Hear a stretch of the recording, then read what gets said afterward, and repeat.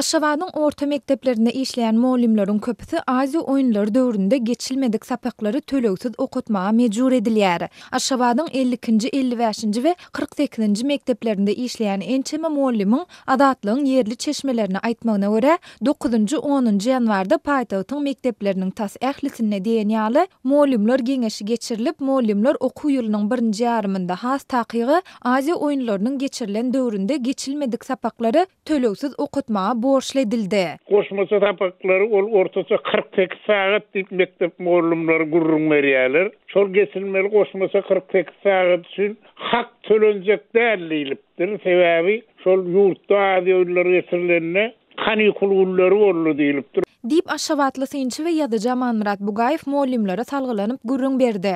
Ýöne muallimler geçen ýylyň sentýabr aýynda paýtagtda geçirilen Aziýa oýunlary döwründe okuwçylara dyňjalyş berilse-de, özleriniň her gün işe çykandygyny, munyň üstesine de şol günlerde mekdebi hemde onuň töweregindäki köçeleri süpürip ýollaryň gyrasyndaky bag-bakçalary arasalamaga mejbur edilendiklerini aýdyp, bu ýagdaýda näýile bolýarlar. Bugaýew bilen söhbetdeş olan muallimler etrap bilim bölüminiň we mektep resmiýetleriniň öz näýileliklerini çözgüt tapmaga synaşmagyň deregine özlerine işten çykarylmak haýwatyna atandygyny aýdýarlar. Ona helli bir şoullar işledik. Innem 48-50 saat näme biz muhtokotmalylarına da hemmesine godokdy jogap beripdirler. Beýle özüň aýaýan bolsaň, häzir şu ýerden ýygnakdan çykmakan işten gidýärligiň hakyna arzaýaýar. Sen bolmasan sen emzal bizde iş yeri tapylsa muallim tapylýar diýip godokdy jogap beripdirler. Muallimler biýalas iş orlaryny ýitirmezlik üçin şol muhty işlemege mejbur edilýär.